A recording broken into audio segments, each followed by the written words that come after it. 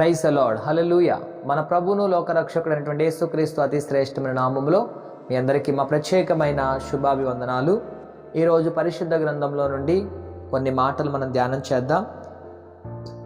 కీర్తన భాగంలో నుండి 146 కీర్తన 5వ వచనం చదువుకుందాం. పరిశుద్ధ భాగంలో నుండి 146 కీర్తన 5వ వచనం. ఎవనికి యాకోబు దేవుడు సహాయకుడగునో, ఎవడు తన దేవుడైన యెహోవా మీద ఆశ పెట్టుకొనునో వాడు ధన్యుడు. చూడండి, ఈ భాగంలో దేవాది దేవుడు మాట్లాడుతున్న మాట ఏంటంటే, ఎవనికి యాకోబు దేవుడు సహాయుడగునో. ఆయన మాట్లాడుతున్న మాట, యాకోబుకి దేవాది దేవుడు సహాయుడుగా ఉన్నాడు. ఎవనికి యాకోబు దేవుడు సహాయుడగునో, ఎవడు తన దేవుడని యెహోవా మీద ఆశ పెట్టుకొనునో వాడే ధన్యుడు. అంటే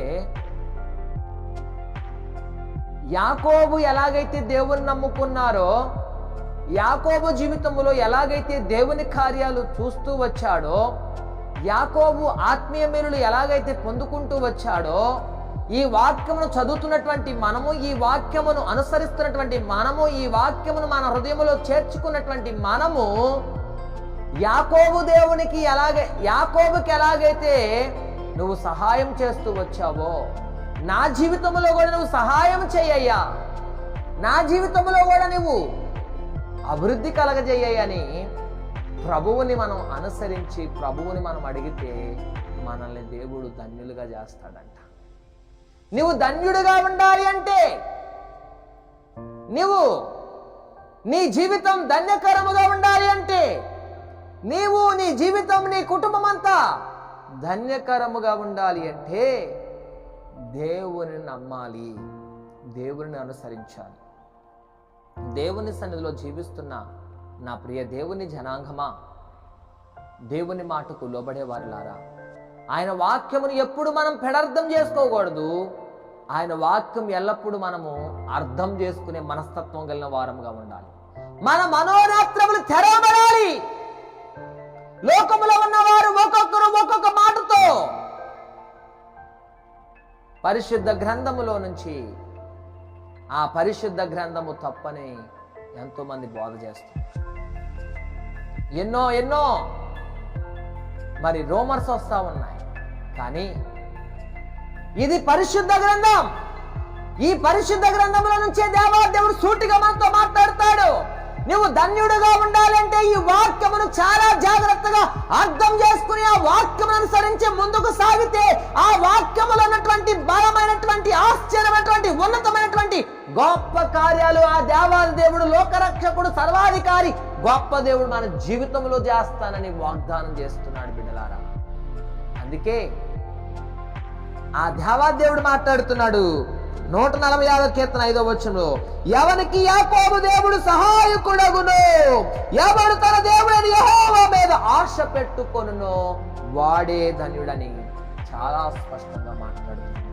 అందుకే ఆయన నమ్ముకుందాం, ఆయన అనుసరిద్దాం, ఆయన కృపకు పాత్రలు పొందాం, ఆయన శక్తి చేత నింపబడి ఆయన సన్నిధిలో ఎల్లప్పుడూ స్థిరపడి ముందుకు సాగిపోదాం.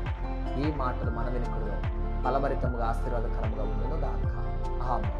ప్రార్థన. మహోన్నతుడా, స్తోత్రం.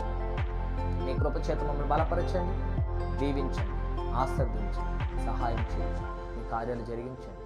మీ కృప చేత మమ్మల్ని కప్పండి. మీ సన్నిధి ఎల్లప్పుడూ మాకు తోడుగా ఉంచి, మీ ఆశ్చర్యవంతమైన మహిమ కార్యాలు మా జీవితంలో జరిగించి, కృప చూపించి, దీవించి, దర్శించి, బలపరిచి, మేలు చేత మమ్మల్ని నింపి తృప్తిపరిచి, మీరే మాకు సహాయం చేసి, ఎవరికి యాకోబు దేవుడు సహాయుడగునో, ఎవడు తన దేవుడైన యెహోవా మీద ఆశ పెట్టుకున్నో వాడు ధన్యుడని మాట్లాడుతున్నా. మీ పైన ఎప్పుడూ ఆశ పెట్టుకునే వారముగా, మీ ద్వారాగా దీవించబడుతూ ధన్యకరమైన జీవితాలు జీవించే కృపా భాగ్యము ధన్యత మాకు దయచేయమని అడుగుతూ యేసు నామములో ప్రార్థిస్తూ వేడుకుంటున్నాం పరమ తండ్రి. ఆమేన్. త్రియేక దేవుని కృప ఇప్పుడును ఎల్లప్పుడును ఈ వాక్యమును వీక్షించిన ప్రతి ఒక్కరికి సదా తోడే నడిపించునుగాక. ఆమేన్. యేసు రక్తమే జయం, సిలువ రక్తమే జయం. ప్రభు యేసు నామమునకే సంపూర్ణ విజయం కలుగునుగాక. ఆమేన్. ఎవరు యాకోబు దేవుడు సహాయకుడగును. ఎవరు యెహోవా మీద ఆశ పెట్టుకుంటారో వారినే దేవుడు ధన్యులుగా చేస్తానంటున్నాడు. అందుకే దేవుని అనుసరిద్దాం, దేవుని నమ్ముకుందాం. ఆయన ద్వారాగా ధన్యకరమైనటువంటి జీవితాలను మనం జీవిద్దాం. దేవుని యొక్క కృప మనకు తోడుగా నడిపించును గాక. Amen. Praise the Lord. God bless you all. ఈ వాక్యము చేత మీరు ఆదరించబడ్డారని మేము విశ్వసిస్తున్నాం.